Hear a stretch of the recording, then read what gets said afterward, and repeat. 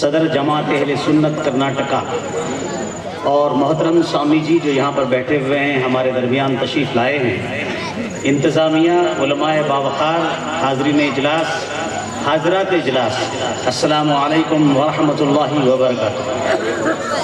میں سب سے پہلے دل کی اتاہ گہرائیوں سے جماعت اہل سنت کرناٹکا کے سیکریٹری ہونے کی حیثیت سے اور ہمارے صدر محترم، صدر باوقار حضرت تنویر ملت مدظ العالی کی جانب سے، ہماری اسٹیٹ باڈی کی جانب سے کڑگی کے تمام مسلمانوں کو میں دل کی اتاہ گہرائیوں سے مبارکباد دیتا ہوں کہ آپ نے اتنا شاندار، عالیشان، نورانی جشن رسول اعظم و جشن غوث اعظم منعقد کیا۔ اللہ تعالیٰ آپ کے گھروں کو شاد و آباد رکھے۔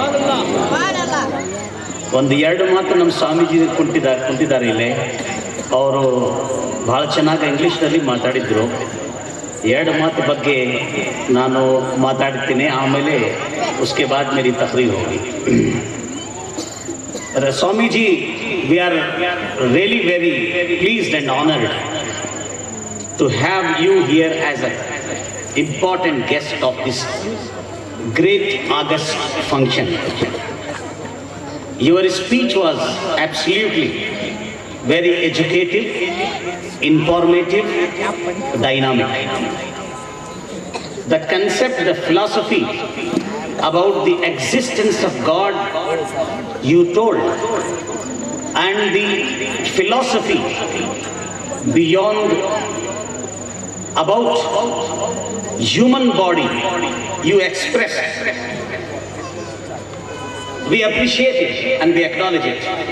In particular, our honorable respected president and me, we discussed together about your speech. In this connection, Swamiji, I would like to, I don't say I share my knowledge with you. It is already in your knowledge. In the Holy Quran, God Almighty said about the existence of God, Allahu nurus samawati wal ard, which means Allah, God Almighty, has no body. As you said, He has no eyes but He sees. He has no ears but He listens. He is all powerful. So in the light of the teachings of the Holy Quran, our belief as a Muslim is that God is without any body, without any akar, as you expressed. So in the introduction of God, God Himself says, Allahu nurus samawati wal ard. Allah is the light of the heavens and the earth. It is He who created the heavens and the earth. And you said that human body is a living temple of God. I agree with this 100%. Because the cousin of the Holy Prophet and the son-in-law of the Holy Prophet, Hazrat Ali radiyallahu anhu, may Allah be well pleased with him, he said, as it is quoted, Man arafa nafsah faqad arafa rabbah. One who realizes himself absolutely realizes God Almighty. So before you recognize and realize God, you have to realize yourself.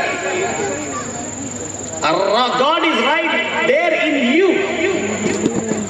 A Urdu poem said, تو دل میں تو آتا ہے سمجھ میں نہیں آتا، تو دل میں تو آتا ہے سمجھ میں نہیں آتا، میں جان گیا تیری پہچان یہی ہے۔ You come to my heart, but your entity is beyond understanding. This is the very sign of your existence. تو دل میں تو آتا ہے سمجھ میں نہیں آتا، میں جان گیا تیری پہچان یہی ہے۔ This is the real and very sign of God's existence, that your entity is beyond understanding, human understanding, but absolutely you come to our heart. You are there in our heart. And the Prophet of Islam said, He commands us, he exhorts the believing people, the believers. When you worship God, when we stand in devotion to God Almighty, in namaz, in prayer, how we have to pray? We are instructed in the light of the teachings of the Holy Prophet, أن تعبد ربك كأنك تراه وإن لم تكن تراه فإنه يراك. You worship God as if you see God. You worship God as if you see God. If you are unable to see Him, nevertheless, God sees you. God looks at you. This is the philosophy about the existence of God as per the teachings of Islam, as per the teachings of our Prophet Sayyidina Muhammad Rasulullah Sallallahu Alaihi Wasallam. We are very honored, humbled, pleased to have such an august Swamiji among us. Our President Hazrat Sayyid Tanveer Hashmi Sahab Qibla and me and the whole management and all our Islamic scholars sitting over here are really very happy, and that you delivered such a remarkable speech and you blessed the function with your arrival over here. We are very thankful today. May God bless you. محترم کی طرف سے، جماعت اہل سنت کی طرف سے، ان تمام علماء کی طرف سے ہم آپ کو مبارکباد دیتے ہیں کہ آپ نے اچھا کیا. ہمیشہ اس طرح کے اجلاس میں ہمارے ہندو بھائیوں کو، سوامی جی وغیرہ کو بلانا چاہیے. نحمدہ ونصلی ونسلم علی رسولہ الکریم، اما بعد، فاعوذ باللہ من الشیطان الرجیم، بسم اللہ الرحمن الرحیم. قال رسول اللہ صلی اللہ علیہ وسلم: لا یؤمن احدکم حتی اکون احب الیہ من والدہ وولدہ والناس اجمعین، او کما قال. قابل صد افتخار و باوقار صدر محترم، صدر اجلاس، صدر جماعت اہل سنت کرناٹکا، علماء باوقار، انتظامیہ، معزز حاضرین، محترمات سامعات اجلاس، عزیز بچوں، نوجوانان اہل سنت و ملت، آئیے ہم اور آپ سب سے پہلے ہمارے اور آپ کے آقا امام الانبیاء، شافع روز جزا، آفتاب رسالت، ماہتاب نبوت، معلم انسانیت، نبی رحمت، حضور سیدنا محمد رسول اللہ صلی اللہ تعالیٰ علیہ وسلم کی بارگاہ عالی وقار میں عقیدت و محبت کے ساتھ ہدیہ درود و سلام پڑھ لیں. اللہم صلی علی سیدنا و مولانا محمد طب القلوب و دوائیہا وعافیت الابدان و شفائیہا ونور الابصار و دیائیہا وآلہ و اصحابہ اجمعین. جماعت اہل سنت کے ایک جید اور عظیم عالم دین جو آج ہمارے درمیان نہیں ہیں، انہوں نے بارگاہ رسالت مآب صلی اللہ علیہ وسلم میں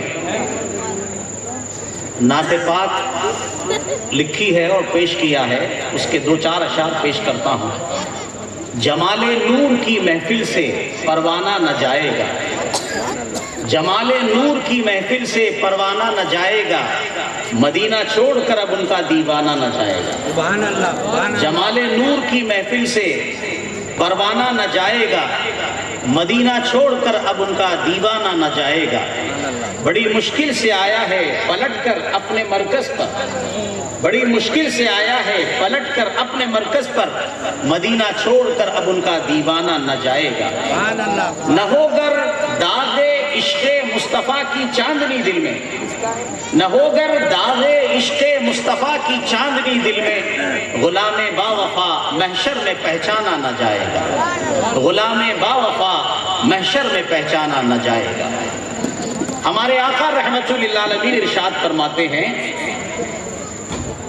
کہ اے مسلمانوں، اے حلقہ بدوشان اسلام، اے لا الہ الا اللہ محمد رسول اللہ کا کلمہ پڑھنے والوں، اے ایمان والوں، تم اس وقت تک مسلمان ہو نہیں سکتے، تم اس وقت تک مومن کامل نہیں ہو سکتے جب تک کہ تمہارے دلوں میں حضور اکرم صلی اللہ علیہ وسلم سے محبت، تمہارے آبا و اجداد سے زیادہ نہ ہو جائے، تمہاری آل و اولاد سے زیادہ نہ ہو جائے، سارے لوگوں سے زیادہ نہ ہو جائے، ساری کائنات سے زیادہ نہ ہو جائے، تمہارا ایمان کامل نہیں ہو سکتا، تم مومن کامل نہیں کہلا سکتے۔ حضور کی محبت شرط ایمان ہے۔ محمد کی غلامی، محمد الرسول اللہ کی غلامی، محمد الرسول اللہ کی محبت شرط ایمان ہے۔ اس سلسلے میں ایک واقعہ بتا کر میں آگے بڑھتا ہوں۔ لشکر اسلام نے ایک شخص کو گرفتار کیا جس کا نام سمامہ تھا۔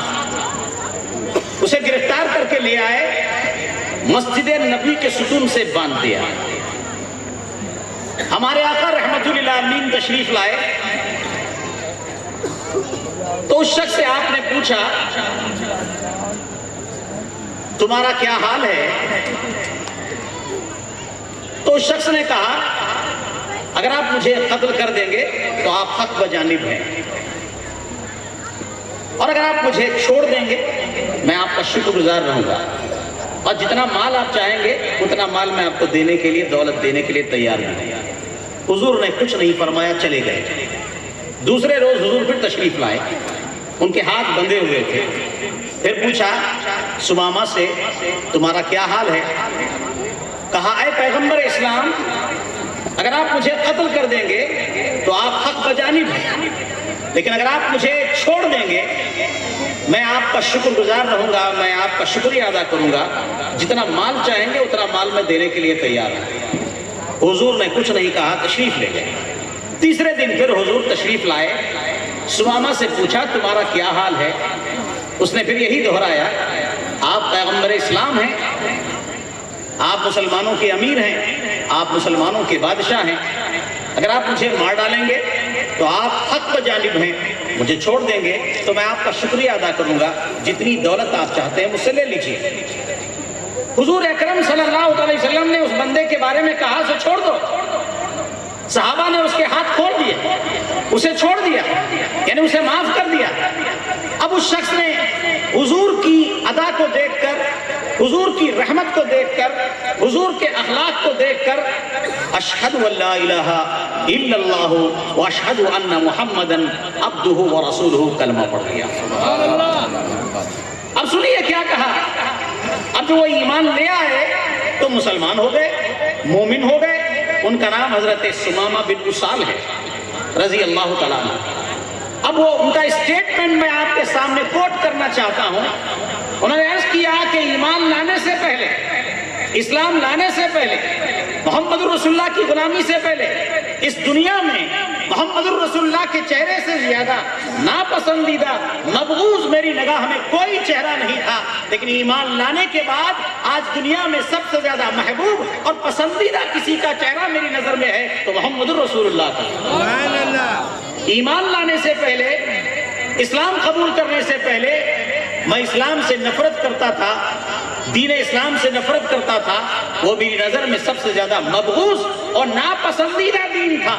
اب جب میں نے اسلام قبول کر لیا ہے تو دین اسلام سے زیادہ پسندیدہ، محبوب میری نظر میں کوئی دین نہیں۔ پھر کہا کہ اسلام لانے سے پہلے، ایمان لانے سے پہلے مدینہ شہر سے زیادہ مبغوض اور ناپسندیدہ میری نظر میں کوئی شہر نہیں تھا۔ جب میں ایمان لے آیا تو آج میری نظر میں، میرے دل میں مدینہ سے زیادہ محترم، مدینہ سے زیادہ محبوب کوئی شہر نہیں ہے۔ اللہ اکبر! اسے کہتے ہیں عشق رسول صلی اللہ تعالیٰ علیہ وسلم۔ جمال نور کی محفل سے پروانہ نہ جائے گا، مدینہ چھوڑ کر ان کا دیوانہ نہ جائے گا۔ بڑی مشکل سے آیا ہے، پلٹ کر اپنے مرکز پر، مدینہ چھوڑ کر اب ان کا دیوانہ نہ جائے گا۔ نہ ہوگر داغے عشق مصطفیٰ کی چاندنی دل میں، غلام با وفا محشر میں پہچانا نہ جائے گا۔ محمد کی محبت دین حق کی شرط اول ہے، اسی میں ہو اگر خامی تو سب کچھ نامکمل۔ اور سوال یہ پیدا ہوتا ہے کہ عشق رسول کا تقاضا کیا ہے، محبت رسول صلی اللہ علیہ وسلم کا تقاضا کیا ہے، عشق رسول ہم سے کیا تقاضا کرتا ہے، حب رسول ہم سے کیا تو 4 باتیں عاشق رسول سے عشق رسول تقاضا کرتی ہیں۔ وہ 4 باتیں کیا ہیں؟ اگر تمہارے دل میں حضور کی سچی محبت ہے، حضور کا سچا عشق ہے، تو تم حضور کی سنتوں پر عمل کرو گے۔ اگر تمہارے دل میں حضور کی سچی محبت ہے تو حضور پر تم کثرت سے درود و سلام پڑھو گے۔ اگر تمہارے دل میں حضور کی سچی محبت ہے تو حضور سے منسوب ہر چیز کو تم قابل تعظیم سمجھو گے۔ اور حضور سے تمہارے دل میں محبت ہے تو حضور کے عاشقوں سے عاشقی کرو گے، ان کے دوستوں سے دوستی کرو گے، اور ان کے مخالفوں سے دور رہو گے، ان کے دشمنوں سے دور رہو گے۔ حضور کی محبت ہے تو حضور کی سیرت پہ عمل کرنا ہے، حضور کی سنت پہ عمل کرنا ہے۔ پروردگار عالم قرآن کریم میں ارشاد فرماتا ہے من یطیع الرسول فقد اطاع اللہ، جو رسول اللہ کی اطاعت کرتا ہے وہ اللہ تعالیٰ کی اطاعت کرتا ہے، جو رسول اللہ کی فرما برداری کرتا ہے وہ اللہ تعالیٰ کی فرما برداری کرتا ہے، جو رسول اللہ کا کہا مانتا ہے وہ اللہ تعالیٰ کا کہا مانتا ہے۔ رسول اللہ کی اطاعت میں اللہ کی اطاعت ہے، رسول اللہ کی فرما برداری میں اللہ تعالیٰ کی فرما برداری ہے۔ اللہ تبارک و تعالیٰ نے اپنی اطاعت و فرما برداری کو رسول کی اطاعت و فرما برداری پہ موقوف فرمایا ہے کہ رسول اللہ کی اطاعت ہی دراصل خدا کی اطاعت اور فرما برداری ہے۔ پروردگار عالم قرآن کریم میں ارشاد فرماتا ہے یا ایھا الذین آمنوا اطیعوا اللہ واطیعوا الرسول، اے ایمان والو، اے مسلمانوں، اے غلامان مصطفیٰ جان رحمت، اللہ کا حکم مانو، رسول اللہ کا حکم مانو۔ پھر قرآن کریم میں اللہ تعالیٰ فرماتا ہے قل ان کنتم تحبون اللہ فاتبعونی یحببکم اللہ۔ اے نبی مکرم، رسول اعظم، پیغمبر محتشم صلی اللہ علیہ وسلم، آپ میرے بندوں کو، اپنے غلاموں کو بتا دیجئے کہ اگر واقعی میں تمہارے دل میں عشق خدا ہے، عشق مصطفیٰ ہے، تو رسول اللہ کی اتباع کرو، رسول اللہ کی پیروی کرو، میری اتباع کرو، میری پیروی کرو۔ رسول اللہ کی اتباع اور پیروی کرو گے تو عشق خدا بھی میسر ہوگا، عشق مصطفیٰ جان رحمت بھی تمہیں حاصل ہوگا۔ حضرات محترم، عزیزان ملت اسلامیہ، اب ہم حضور کے عاشق ہیں، ہم نے جشن رسول اعظم منعقد کیا ہے، جشن غوث اعظم منعقد کیا ہے۔ تو جشن رسول اعظم کا تقاضا یہ ہے، جشن غوث اعظم کا تقاضا یہ ہے کہ ہم حضور کی سنتوں پہ عمل کریں، غوث پاک کی تعلیمات پہ عمل کریں۔ حضور کی سنت کیا ہے؟ حضور کی سنت نماز پڑھنا ہے، حضور کی سنت روزہ رکھنا ہے، حضور کی سنت حج کرنا ہے، حضور کی سنت ماں باپ کا ادب کرنا ہے، حضور کی سنت چھوٹوں پہ شفقت کرنا ہے، حضور کی سنت حلال و حرام میں فرق کرنا ہے، حضور کی سنت صدق و کذب میں فرق کرنا ہے، حضور کی سنت غریبوں، یتیموں، بیواؤں کے ساتھ حسن سلوک کرنا ہے، حضور کی سنت اپنے پڑوسیوں کے ساتھ اچھا برتاؤ کرنا ہے، حضور کی سنت سائلوں، فقیروں، یتیموں کے سر پر دست شفقت پھیرنا ہے۔ حضور کی سنت پر عمل کرنے کے بعد ہی حضور کا سچا عشق حاصل ہو سکتا ہے۔ حضرت محی الدین اکبر رحمت اللہ تعالی بڑے عالم شریعت ہیں، بڑے عالم معرفت ہیں، ساری دنیا اسلام ان کا احترام کرتی ہے۔ سنیے وہ کیا فرماتے ہیں۔ حضرت محی الدین اکبر رحمت اللہ تعالی فرماتے ہیں میں نے اپنی زندگی میں حضور کی ساری سنتوں پر عمل کیا، میں نے اپنی زندگی میں حضور کی ساری سنتوں پہ عمل کیا، صرف ایک سنت باقی رہ گئی، ساری سنتوں پہ عمل کیا، صرف ایک سنت باقی رہ گئی۔ وہ سنت کیا ہے؟ یہاں میری مائیں بائیں بہنیں بیٹھی ہوئی ہیں۔ حضرت محی الدین اکبر فرماتے ہیں میں نے زندگی میں حضور کی کوئی سنت نہیں چھوڑی، ہر سنت پر عمل کیا ہے، ایک سنت پر میں عمل نہیں کر سکتا۔ وہ کیا نہیں کر سکتا؟ وہ کیا ہے؟ اللہ نے مجھے بیٹی نہیں دیا، اگر مجھے بیٹی دیتا تو میں کسی عزیز دوست سے اس کا نکاح کر دیتا۔ سبحان اللہ، ایسے ایسے عاشقان مصطفیٰ جان رحمت گزرے ہیں، انہی کو عاشقان مصطفیٰ جان رحمت کہا جاتا ہے۔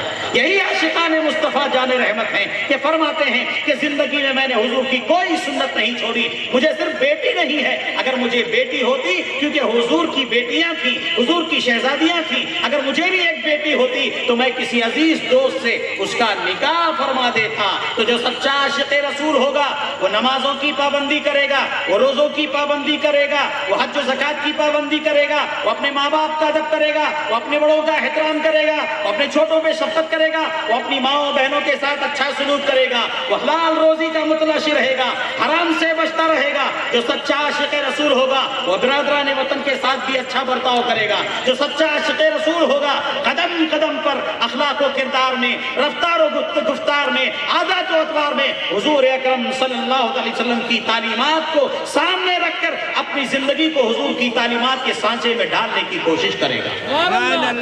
ہمیں کرنی ہے شہنشاہ بطحا کی رضا جوئی، ہمیں کرنی ہے شہنشاہ بطحا کی رضا جوئی، وہ اپنے ہو گئے تو رحمت پروردگار اپنی، طریق مصطفیٰ کو چھوڑنا ہے وجہ بربادی، اسی سے قوم دنیا میں ہوئی ہے بے اقتدار اپنی۔ جب تک قوموں نے طریق مصطفیٰ کو اپنایا تھا، جب تک مسلمانوں نے حضور کی سیرت پہ عمل کیا تھا، جب تک قوموں نے حضور کی زندگی کے سانچے میں اپنی زندگی کو سنوارا تھا، وہ باوقار ہو گئے، وہ باعزت ہو گئے، وہ قوموں کے حکمران ہو گئے، دنیا پر انہوں نے حکومت کی، قیصر و قسرا کے تاج ان کے قدموں پر تھے۔ اور جب سے مسلمانوں نے حضور کی سنتوں کو ترک کر دیا، حضور کی سیرت کو نظر انداز کر دیا، حضور کی سیرت طیبات کو پسے پشت ڈال دیا، وہ بے وقار ہوتے چلے گئے، ذلیل ہوتے چلے گئے، زمانے کے حوادثات کے تھپیڑے کھانے لگے، قدم قدم پر ذلت و رسوائی ان کا مقدر بنتی چلی گئی۔ اس لیے طریق مصطفیٰ کو چھوڑنا ہے وجہ بربادی، اسی سے قوم دنیا میں ہوئی ہے بے اقتدار۔ اور دوسرا تقاضا کیا ہے؟ عشق رسول صلی اللہ علیہ وسلم کا دوسرا تقاضا یہ ہے کہ حضور اکرم صلی اللہ علیہ وسلم پر کثرت سے درود و سلام پڑھا جائے۔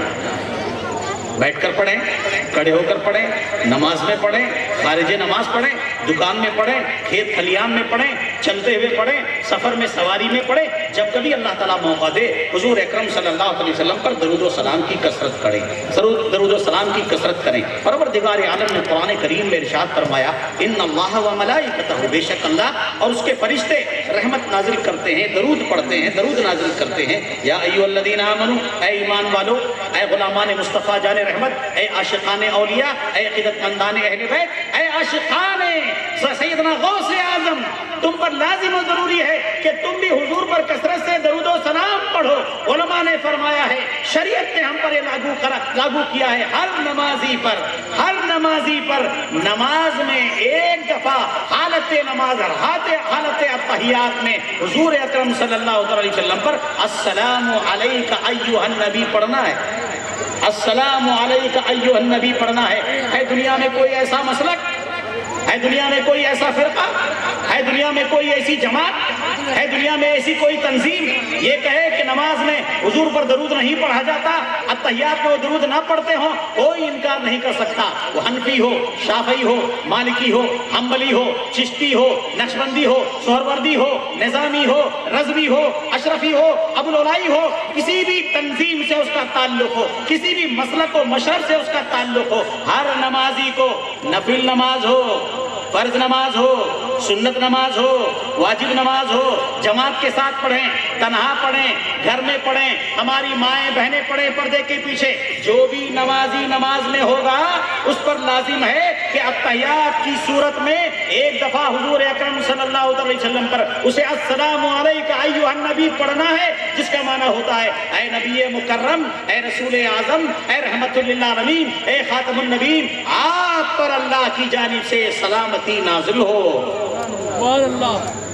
علماء فرماتے ہیں، صوفیہ فرماتے ہیں، عاشقان مصطفیٰ جان رحمت فرماتے ہیں، فقہائے اسلام فرماتے ہیں کہ اتحیات کی حالت میں جب ہم السلام علیک ایھا النبی پڑھتے ہیں تو کس طرح سے پڑھنا چاہیے؟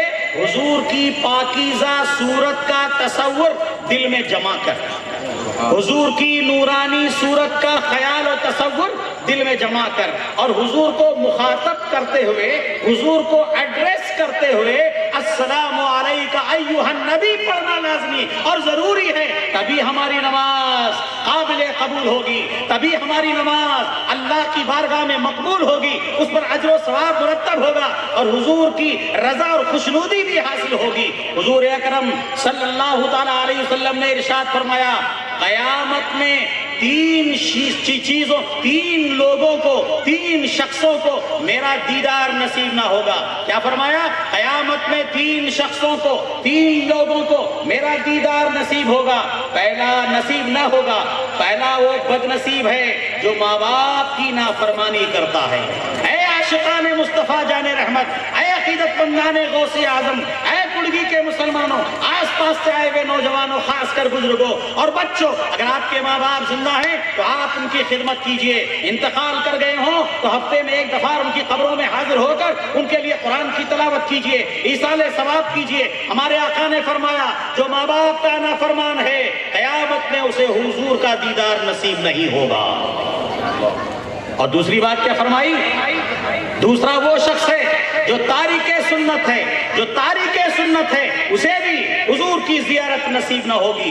تیسرا وہ بد نصیب ہے کہ جس کے سامنے میرا ذکر جمیل کیا گیا، میرا تذکرہ کیا گیا اور اس نے مجھ پر درود نہیں پڑھا، اس بد نصیب کو بھی حضور کی زیارت نصیب نہ ہوگی۔ میں اللہ سے دعا کرتا ہوں کہ اللہ تعالی ہمیں اپنے ماں باپ کا فرما بردار بنائے۔ میں اللہ تعالیٰ سے دعا کرتا ہوں کہ حضور کے وسیلے سے، حضرت غوث اعظم کے وسیلے سے اللہ تعالیٰ ہمیں حضور اکرم صلی اللہ علیہ وسلم کی سیرت طیبہ پہ چلنے کی توفیق رفیق عطا فرمائے۔ میں حضور کی کو وسیلہ بنا کر خدا کی بارگاہ میں دعا کرتا ہوں کہ اللہ رب العزت ہمیں کثرت سے حضور کی بارگاہ میں درود و سلام پڑھنے کی توفیق عطا فرمائے۔ اس لیے سب پڑھیں اللہم صلی علی سیدنا و مولانا محمد طب القلوب و دوائها وعافیت الابدان و شفائها ونور الابصار و ضیائها وآلہ و صحبہ دائما ابدا۔ میرے ذہن سے سلپ ہو جائے گا یہ مسئلہ بھی بتاتا چلوں، درود تو بہت سارے ہم پڑھتے ہیں، درود تو بہت سارے پڑھتے ہیں، مگر سب سے افضل ترین درود کون سا ہے؟ سب سے افضل ترین درود وہ ہے جو ہم نماز میں پڑھتے ہیں، جو ہم نماز میں پڑھتے ہیں، نماز پنجگانہ میں پڑھتے ہیں، نماز جنازہ میں پڑھتے ہیں۔ وہ کون سا درود ہے؟ نماز پنجگانہ پہ پڑھتے ہیں۔ نماز پنجگانہ میں جو درود پڑھتے ہیں وہ درود کون سا ہے؟ درود ابراہیمی ہے۔ اللہم صلی علی محمد وعلی آل محمد کما صلیت علی ابراہیم وعلی آل ابراہیم انکا حمید مجید۔ اللہم بارک علی محمد وعلی آل محمد کما بارکت علی ابراہیم وعلی آل ابراہیم انکا حمید مجید۔ یہ درود ابراہیمی ہے۔ تمام درودوں میں سب سے افضل درود یہی ہے، اس لیے سب سے افضل درود پڑھنے کی عادت بنائیے، اس کو سیکھ لیجئے۔ ہم نے مسجدوں میں دیکھا بہت سارے مؤذنین کو وہ درود تک صحیح نہیں پڑھتے ہیں، وہ درود تک صحیح نہیں پڑھتے ہیں، ہم ان کی اصلاح بھی نہیں کرتے۔ تو ہمارے آقا صلی اللہ علیہ وسلم فرماتے ہیں کہ جس کے سامنے میرا ذکر کیا گیا اور اس نے مجھ پر درود نہیں پڑھا وہ میری زیارت سے محروم رہے گا۔ میں خدا سے دعا کرتا ہوں کہ آج کے جلسے کے صدقے میں، اہل بیت کے صدقے میں، حضرت غوث اعظم کے صدقے میں، حضور کے وسیلے سے اللہ تعالی ہم تمام کو رسول اللہ کا دیدار عطا فرمائے اور قبر کی تاریکیوں میں ان کے چہرے کا اجالا نصیب فرمائے۔ حضرات محترم مزیدان ملت اسلامیہ، ہمارے آقا ارشاد فرماتے ہیں من صلی علیہ صلاۃ واحدۃ صلی اللہ علیہ عشر صلوات، جو مجھ پر ایک بار درود پڑھتا ہے اللہ کی 10 رحمتیں اس پر نازل ہوتی ہیں۔ جو مجھ پر ایک بار درود و سلام پڑھتا ہے اللہ کی جانب سے 10 سلامتی اس پر نازل ہوتی ہے۔ کتنا آسان سودا ہے، کتنا بہترین نسخہ ہے۔ 10 رحمتیں نازل ہوتی ہیں، 10 گناہوں کو معاف کر دیا جاتا ہے اور جنت میں اس درود پڑھنے والے کے 10 درجے بلند کر دیے جاتے ہیں۔ سبحان اللہ، وہی زمانے میں عالی مقام ہوتا ہے، وہی زمانے میں عالی مقام ہوتا ہے زبان پہ جس کے درود و سلام ہوتا ہے، وہی زمانے میں عالی مقام ہوتا ہے زبان پر جس کے درود و سلام ہوتا ہے۔ یہ مرتبہ حضور اکرم صلی اللہ علیہ وسلم کو عطا فرمایا اللہ رب العزت نے کہ عرش پر اللہ تعالیٰ ان سے ہم کلام ہوتا ہے، وہی زمانے میں عالی مقام ہوتا ہے زبان پر جس کے درود و سلام ہوتا ہے۔ حضرات محترم عزیزان ملت اسلامیہ، میں خدا سے دعا کرتا ہوں کہ اللہ رب العزت آج کے جشن یہ غوث اعظم اور رسول اعظم کے صدقے میں ہم تمام کو نماز پڑھنے کی توفیق عطا فرمائے، نماز میں حضور پر درود پڑھنے کی توفیق عطا فرمائے اور جلسوں میں، گھروں میں، دکانوں میں، مکانوں میں، ہر پاک حالت میں حضور اکرم صلی اللہ علیہ وسلم پر، ان کی آل پر، ان کے اصحاب پر درود پاک پڑھنے کی توفیق رفیق عطا فرمائے۔ تیسری بات، جو سچا عاشق رسول ہوگا حضور کی سنتوں پر عمل کرے گا، جو سچا عاشق رسول ہوگی وہ حضور پر کثرت سے درود و سلام پڑھے گی، جو سچا عاشق رسول ہوگا حضور سے منسوب ہر چیز کو قابل تعظیم سمجھے گا۔ مکہ مکرمہ، مدینہ منورہ، قرآن کریم میں ایک آیت کریم میں اللہ رب العزت ارشاد فرماتا ہے وَمَن يُعَظِّمْ شَعَائِرَ اللَّهِ فَإِنَّهَا مِن تَقْوَى الْقُلُوبِ، جس کے دل میں تقوی و طہارت ہوگی، ایمان اور پرہیزگاری ہوگی وہ اللہ کی نشانیوں کی تعظیم کریں گے۔ اللہ کی نشانی کیا ہے؟ مسجد اللہ کی نشانی ہے، مسجد اللہ کی نشانی ہے، خانہ کعبہ اللہ کی نشانی ہے، گنبد خضرا اللہ کی نشانی ہے، قربانی کے جانور اللہ کی نشانی ہے،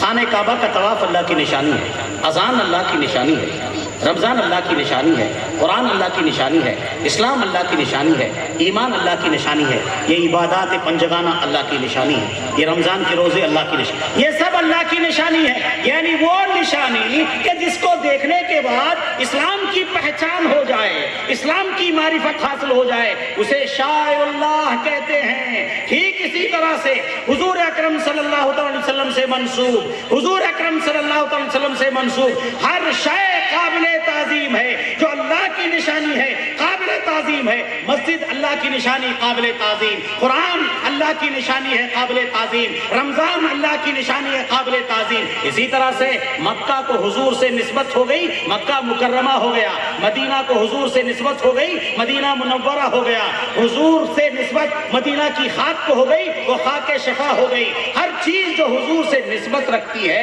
جس طرح سے حضور قابل تعظیم ہیں، حضور سے منسوب ہر چیز قابل تعظیم ہے۔ حضرات محترم مزید علی ملت اسلامیہ، صحابہ کرام کو حضور سے نسبت ہو گئی، حضور قابل تعظیم، صحابہ قابل تعظیم، اہل بیت کو حضور سے نسبت ہو گئی، حضور قابل تعظیم، صحابہ قابل تعظیم، بنات طاہرات کو حضور سے نسبت ہو گئی، حضور قابل تعظیم، بنات طاہرات قابل تعظیم، ازواج مطہرات کو حضور سے نسبت ہو گئی، حضور قابل تعظیم، حضور کی ازواج مطہرات قابل تعظیم ہیں۔ تعظیم جس نے کی محمد کے نام کی، خالق نے اس پہ آتش دوزخ حرام کی۔ تعظیم جس نے کی محمد کے نام کی، خالق نے اس پہ آتش دوزخ حرام کی۔ حضرت عبداللہ ابن عمر رضی اللہ تعالیٰ عنہ ایک صحابی ہیں، حضور کے پردہ فرما جانے کے بعد ممبر رسول کے قریب جاتے، ممبر رسول پر اپنا ہاتھ پھیرتے، ممبر رسول صلی اللہ علیہ وسلم پر اپنا ہاتھ پھیرتے اور اپنے چہرے کو مل لیتے اور اپنے بدن کو مل لیتے۔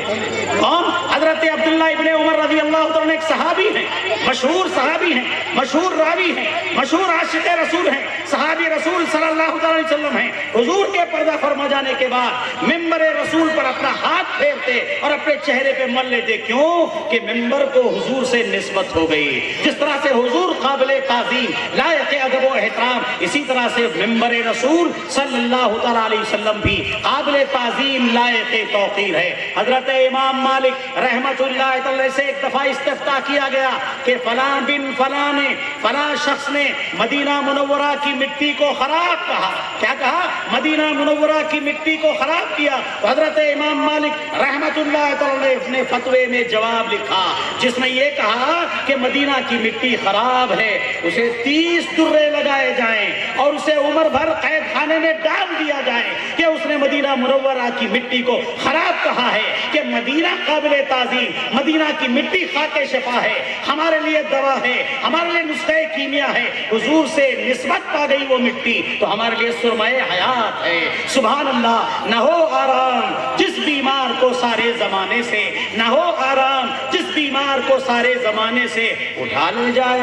تھوڑی سی خاک ان کے آستانے سے، اٹھا لے جائے تھوڑی سی خاک ان کے آستانے سے۔ جو سچا عاشق رسول صلی اللہ علیہ وسلم ہوگا وہ حضور کی سنتوں پر عمل کرے گا، حضور پر کثرت سے درود و سلام بھیجے گا اور حضور سے نسبت رکھنے والی ہر چیز کی تعظیم کرے گا۔ حضرات علماء فرماتے ہیں کہ مدینہ منورہ کا پہلے جو نام تھا وہ یثرب تھا۔ یثرب مانے فساد کی جمع کی جگہ، بیماریوں کی جگہ۔ اگر کوئی کسی نے بھول کر مدینہ کو یثرب کہا تو اسے 10 مرتبہ مدینہ مدینہ کہنا ہے۔ سبحان اللہ۔ حضور سے نسبت مدینہ شہر کو ہو گئی، اب اگر کوئی بھولے سے یثرب کہہ دیا اب اسے 10 مرتبہ مدینہ مدینہ کہنا ہے۔ تو تعظیم جس نے کی محمد کے نام کی، خالق نے اس پہ آتش دوزخ حرام کی۔ چوتھی بات کیا ہے؟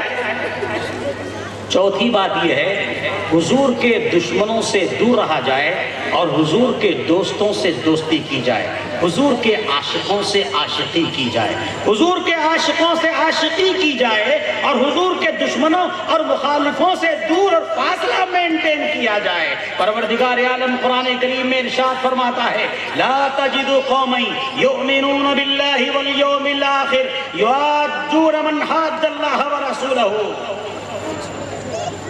वलो कान आबाअहुम औ वलो कान आबाअहुम औ अबनाअहुम औ इख्वानहुम औ अशीरतहुम। कुरान करीम फरमाता है कि जो सच्चा मोमिन और मुसलमान होगा, जो सच्चा मोमिन और मुसलमान होगा, जिसके दिल में ईमान होगा, आखिरत का डर होगा, वो अल्लाह के रसूलुल्लाह के दुश्मनों से फासला मेंटेन करेगा, अल्लाह और उसके रसूल के दोस्तों से दोस्ती, उनके आशिकों से आशिकी करेगा।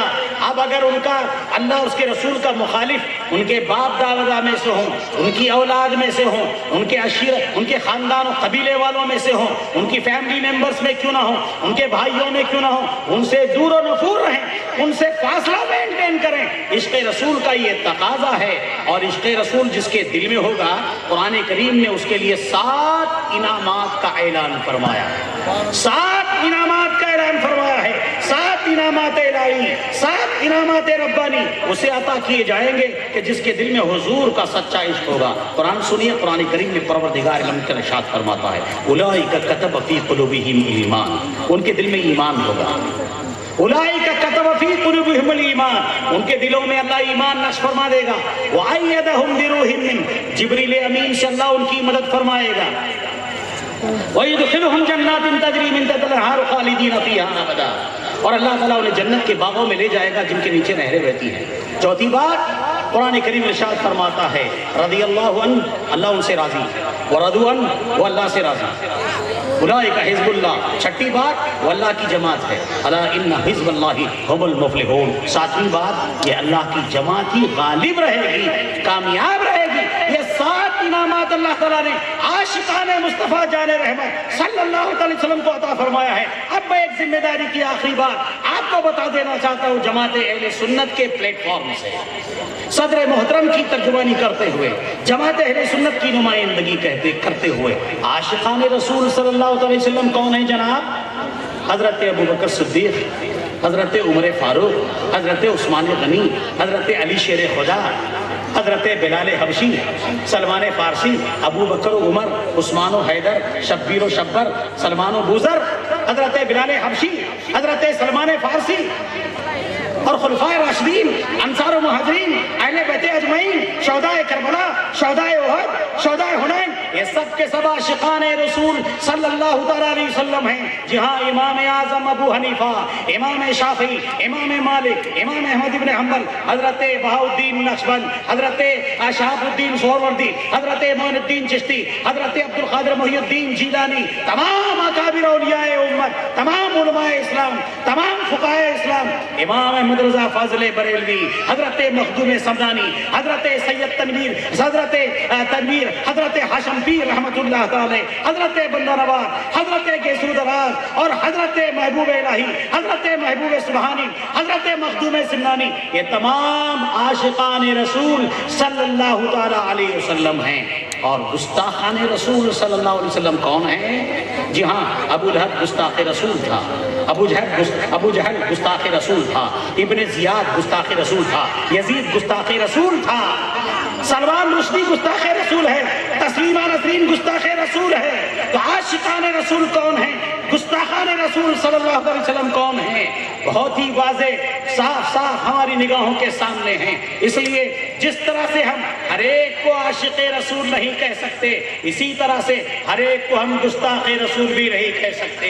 आशिक़े रसूल होने के लिए हुजूर की सुन्नतों पे अमल करता हो, हुजूर पर कसरत से दरूद व सलाम पढ़ता हो, हुजूर से मंसूब हर चीज़ की ताज़ीम व तौक़ीर करता हो, और हुजूर के दुश्मनों से दुश्मनी रखकर हुजूर के आशिकों से आशिकी रखता हो, फिर खुदा के फज़्ल व करम से, खुदा की तौफीक से इश्क़े रसूल की दौलत उसे मिल जाए तो हम उसे आशिक़े रसूल कहते हैं। इसी तरह से हर एक को गुस्ताख़े रसूल नहीं कह सकते।